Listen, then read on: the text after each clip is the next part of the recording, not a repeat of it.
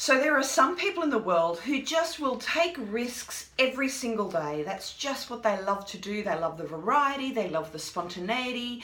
And then there's others, and that would include me, that it's a little more hesitant on taking risks. Now that doesn't mean that we won't actually take them. It's just that we have to process it and breathe a little bit longer before we're willing to take that risk. So whichever version you are, or somewhere in the middle, risks are a really good thing.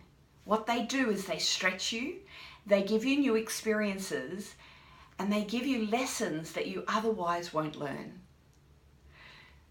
So be willing to hear the risk, be willing to take a risk.